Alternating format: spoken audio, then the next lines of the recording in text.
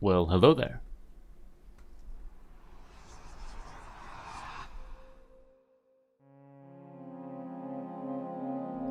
Can a man not just say hello there in the privacy of his own home without being compared to Obi-Wan Kenobi? Yeah, but no, I don't think it was a Star Wars reference, Roop. Besides, I'm on a Fallout kick right now. Which of the 16 is your favorite? Roop, I'm observing a reality where there are only, 9 Fallout games. I know how much you enjoy that permutation of events. Oh, well, yeah, I do, but I'd be interested to look elsewhere and see all the games that didn't make it to release in that instance of reality. Perhaps I'd like to learn where it all went wrong. Yeah. Okay, maybe, Roop. How much do you know? Let's get the main one out of the way first. It went by the name Van Buren.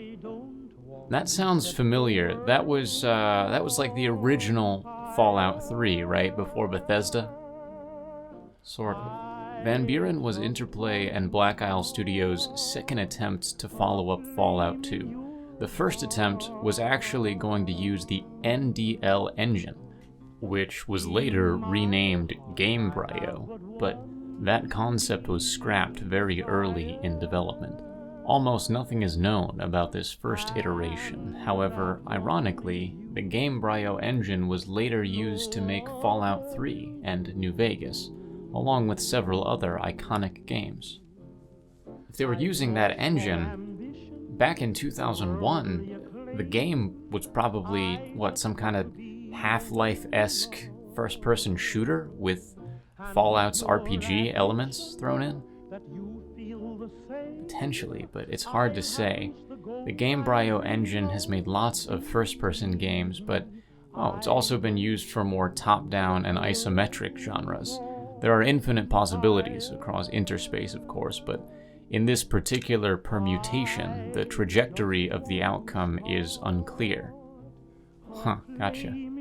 Conversely, a significant sum of information about Van Buren is known.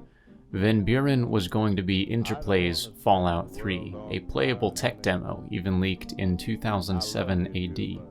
The game would have made small changes to the classic Fallout formula. There were options for turn-based or real-time combat, but the perspective was still that of the previous mainline titles. Van Buren would have been a substantial step forward when it came to features and options. The player would have been able to choose to play as a human, a ghoul, or super mutant. There were multiple drivable vehicles planned to appear in the game, as well as a railway system with train stations for fast travel. It also had a revamped version of the special system. Weird. What was it all about? Luckily, the most interesting aspects of Van Buren's story were repurposed for Fallout New Vegas. The NCR, Hoover Dam, Caesar's Legion, Powder Gangers, Big Mountain, and even Joshua Graham were all ideas borrowed from Van Buren and recycled for Fallout New Vegas. Yeah, that's great, Roop, but how did it all fit together? What was the story? The theme of the main story was very akin in concept to the main stories of Fallouts 1, 2, and Bethesda's Fallout 3, all of which deal with a hostile force attempting to cleanse the world or the wasteland and rebuild it in their own image. In Van Buren, the antagonist was named Victor Presper, a mad scientist who was originally born and raised in Shady Sands. He would have become disillusioned with the NCR, deciding to take matters into his own hands by creating a prison called Odysseus for quarantining pure-blooded human beings. His master plan was to effectively eradicate all other life on Earth and repopulate with only pure, unmutated human beings. Well, I'm sure there's a lot more to it than that, but on paper, that story feels a little underwhelming. I agree, but the initial outline of Presper was, in my mind, much more interesting indeed. He was originally supposed to be one of many pre-war scientists who went into hibernation in a compound called the Dome before the bombs fell. He would have been the first to awaken in the Dome, which also contained weapons capable of wiping out the entire wasteland. Presper would be investigating the remnants of civilization when he meets the player character. The main story would have involved using your unique position to convince Presper on how to proceed. Either destroy the wasteland before waking his colleagues, or help to continue the growth that has already taken place using the technology found inside the Dome. That kind of reminds me of Old World Blues. The Dome sounds a lot like Big Mountain. Oh, Big Mountain was based on Van Buren's Dome. Even after Presper was reworked to be a member of the NCR, the area was still intended to appear in the final game as an abandoned compound under NCR occupation. Presper would have used the cryo chambers to preserve human specimens, subjects he captured from the wasteland, and he would be in the process of making the facility's weapons systems operational again when he meets the player character. Okay, I still like the original idea a bit better. I think it would have been a lot more interesting to just shape Presper's view of the wasteland. And the Fallout universe is already kind of overflowing with these evil, purify the wasteland, genocidal mad scientists. Absolutely, but in all fairness, I've vastly oversimplified Van Buren's story. Even in that permutation of events, information on the game is almost as detailed as it would be if the game had actually been released. If you're inclined to learn more, I suggest you browse the Encycloweb page on Van Buren. Roop. In that reality, it's called the Wiki page. Anyways, what have you got next? Project V13. Like Vault 13 from Fallout 1. Sort of.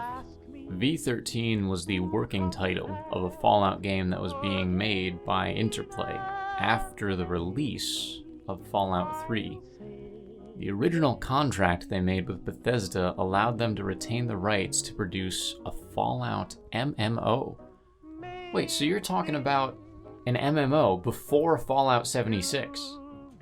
Yes, and it would have likely had gameplay more in the vein of the modern titles, albeit with a third-person perspective as opposed to first.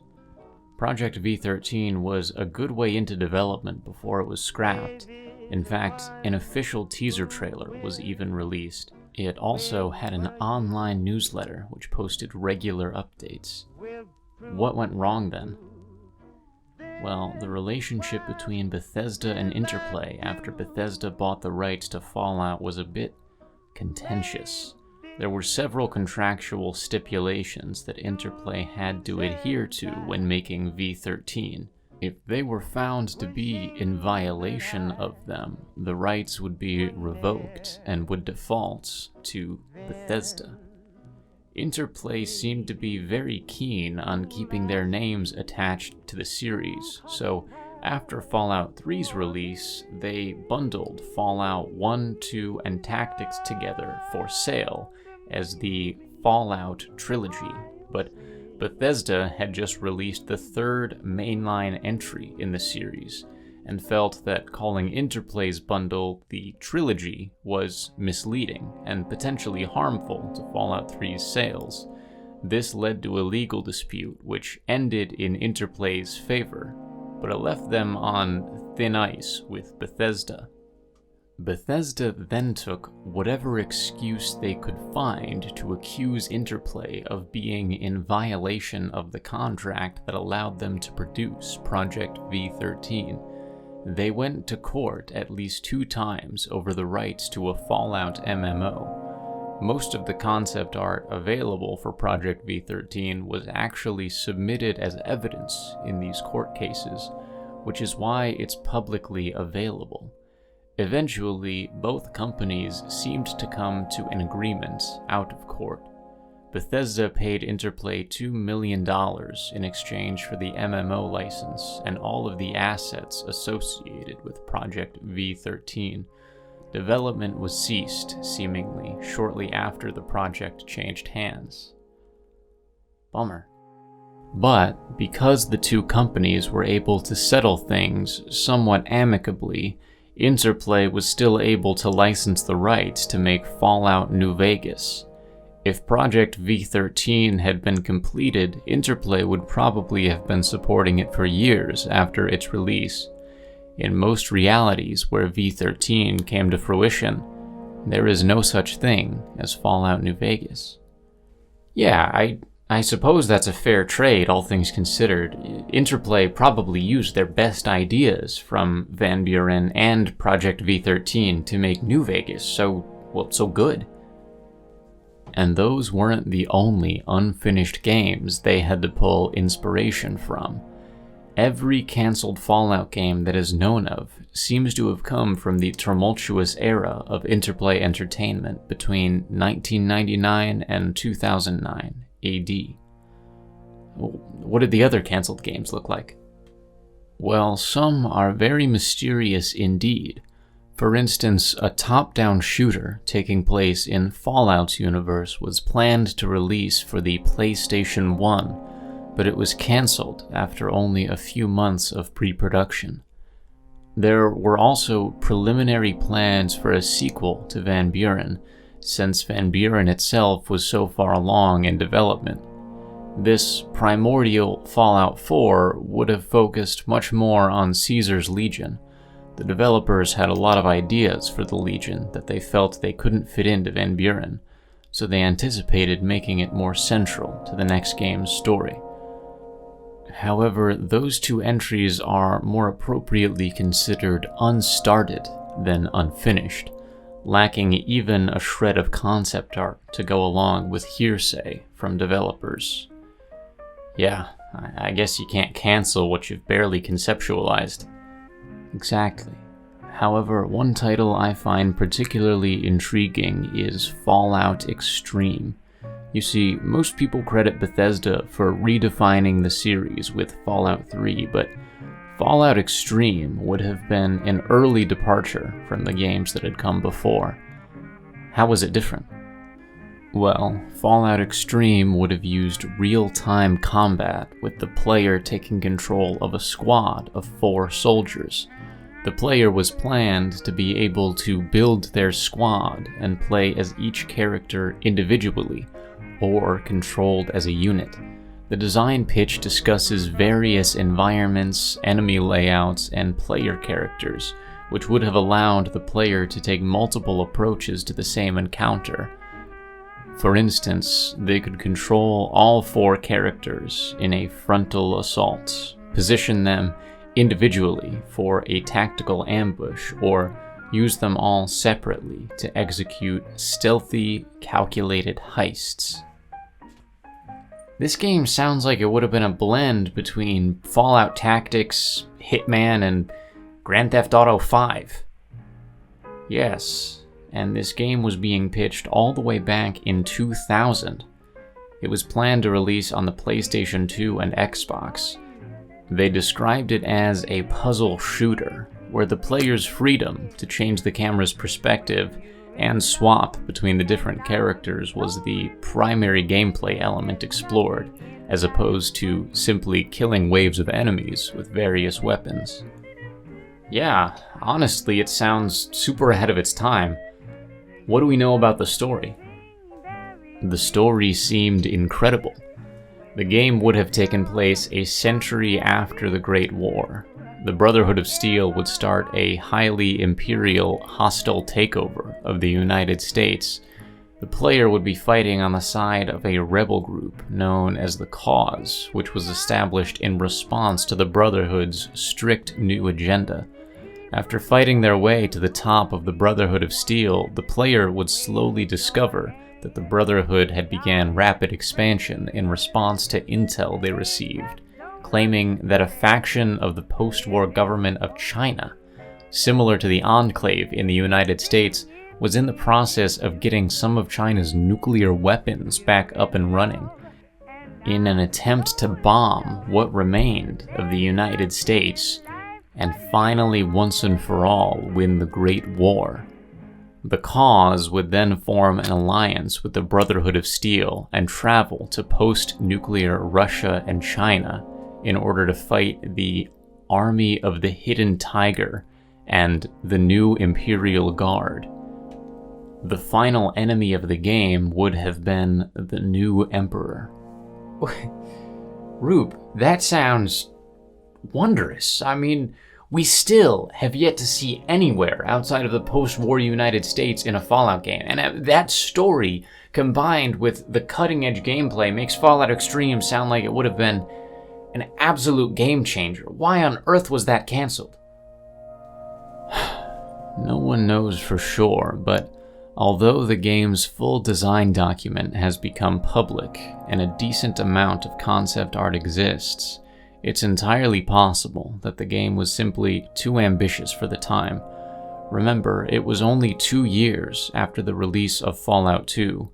The gameplay alone promised an extremely in-depth and dynamic experience.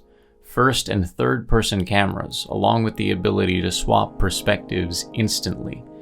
The game never got past the conceptual phase, and those promised features could have easily taken multiple years of development to execute properly on such primitive hardware. Yeah, I guess you're right.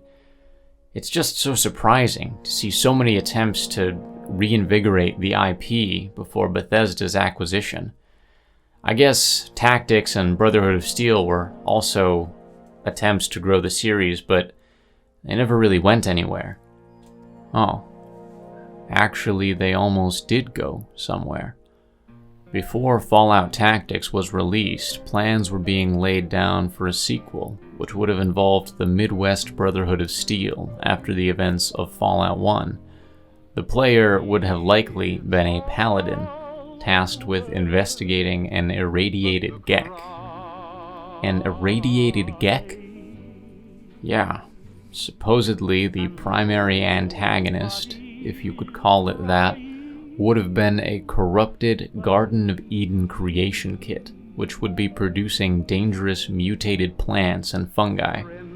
The idea doesn't seem very well developed, and that's likely because shortly after the first Tactics game was released, plans for the second were thrown away in response to the disappointing sales of the first. I gotcha. So, what about the Brotherhood of Steel games? It seems like Interplay liked to get the ball rolling on potential sequels super early, so was there anything in mind for that? Yes. In fact, the planned sequel to Brotherhood of Steel was supposedly very nearly finished when Interplay began mass layoffs in 2004. It would have used elements of both Van Buren's story as well as other discarded ideas, like the irradiated Gek. However, even Interplay considers the original Brotherhood of Steel game to be of dubious canonicity, so it's unclear how the sequel would have factored in the larger series. The game promised to improve on its predecessor by adding more RPG elements to the hack-and-slash style gameplay, including a morality system. Its setting would have been Texas, like the first game, and it planned to use the more powerful hardware of the PlayStation 2 and Xbox to include multiple different areas and landmarks for players to explore. The game's entire design document is available online, which helps provide a more complete picture of what Interplay had in mind before the layoffs. Wow. Okay, so that's, 7 games that you've told me about. And you said there were 16 earlier. 9 actually got released in the reality that I'm watching, but does that mean, in some instances, all 16 games were made, finished? Technically, yes, but... You must remember that successes are indexed by failures. You must contextualize all your triumphs within all of your defeats. Without one, the other would not be able to properly exist. If you go looking for the reality in which Fallout Extreme was finished and released, or the one in which Bethesda never acquired the IP, you must remember to look at their failures also. Try to see the fact that everything comes at a cost, and despite any permutation of effort, ideas, and outcomes, failure is always an option. Yeah, I know, but it stings knowing that things could have gone differently, Roop. I mean, each of these games was months, sometimes years of work that was just tossed to the wind at the end. Why shouldn't I just put my mind at ease by tuning in somewhere where that didn't happen? Because when you stop considering the potential of failure, you stop seeing the radiance of purpose, and if you're like me, you'll end up stuck inside a glitchy wooden box